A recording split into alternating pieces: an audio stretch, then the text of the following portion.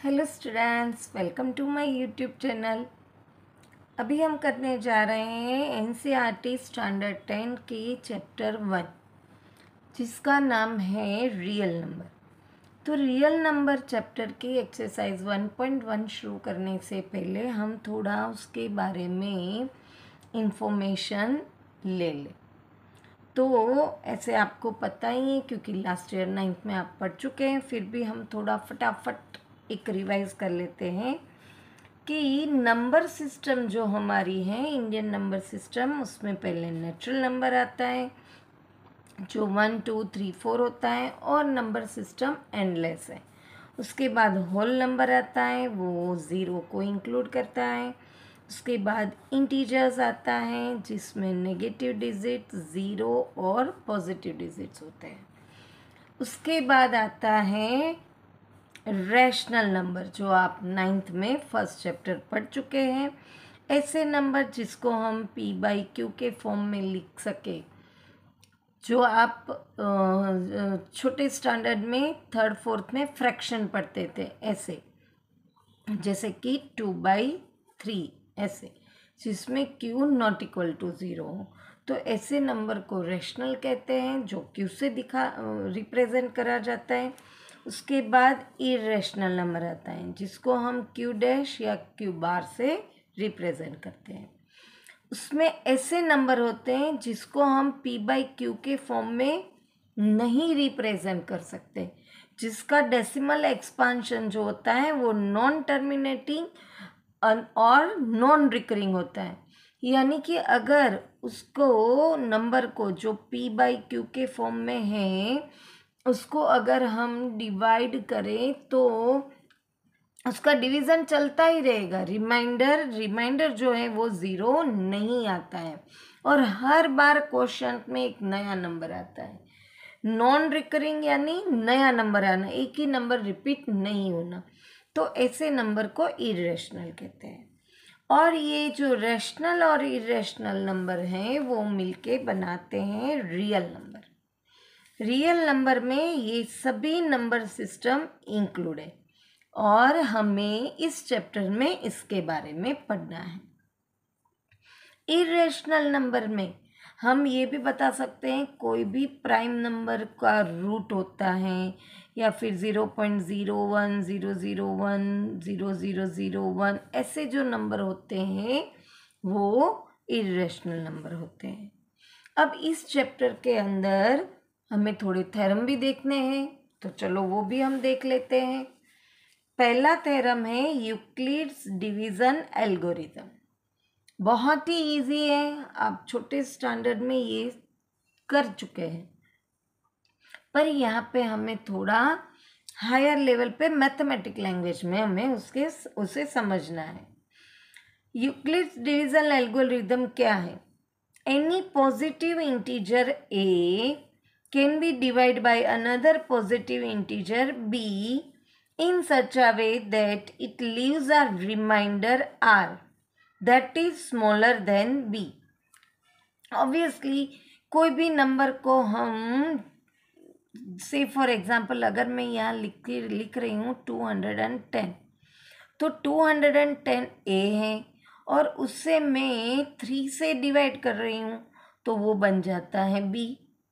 और उसके बाद अगर मैं वो डिवीज़न करती हूँ, जैसे यहाँ पे 3, यहाँ पे 210, 3 7 21, फिर ये 0 ऊपर रख दूँगी, तो ये मेरा क्वोशिएंट बनेगा और ये रिमाइंडर बनेगा। और ये रिमाइंडर हमेशा ये जो डिवाइज़र होता है उससे छोटा या 0 होता है, जो मैंने यहाँ पे बताया हुआ है। और इसी थ्योरम को हम सिंबॉलिकली ऐसे रिप्रेजेंट कर सकते हैं। ए जो डिविडेंड बनता है, बी डिवाइजर बनता है, क्यू क्वोशिएंट बनता है और आर रिमाइंडर।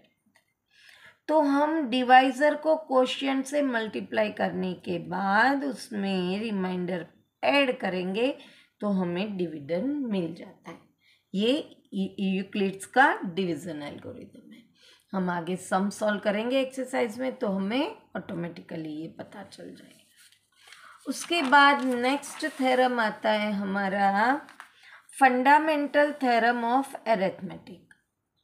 उसमें क्या बताया गया है, तो उसमें बोल रहे हैं कि एवरी कंपोजिट नंबर, अभी चलो कंपोजिट नंबर किसे कहते हैं वो हम देख लेते हैं। तो नंबर्स टू टाइप्स के होते हैं, मैंने यहाँ पे लिखा हुआ है प्राइम नंबर और कंपोजिट नंबर। प्राइम नंबर किसे कहते हैं, तो प्राइम नंबर ऐसे नंबर्स होते हैं जिसका फैक्टर वो नंबर इटसेल्फ एंड वन, बस दो ही हो तो वो प्राइम नंबर कहलाता है। जैसे कि 2, 3, छोटे स्टैंडर्ड में आप 1 to 100 के अंदर से प्राइम नंबर ढूंढने वाला टेबल पढ़ चुके हैं। 5 भी आएगा, फिर 7 आएगा, 11, 13, 17, 19, 23, 29, ये सब प्राइम नंबर है। और कंपोजिट नंबर किसे कहते हैं, तो जिसका फैक्टर वो नंबर इटसेल्फ 1 और उससे ज़्यादा मोर फैक्टर हो, मोर देन 2। जैसे कि 4, तो 4 खुद भी होगा, 1 भी होगा और 2 2 ज़ा 4, तो मोर देन 2 फैक्टर हुए तो वो कंपोजिट नंबर कहलाता है।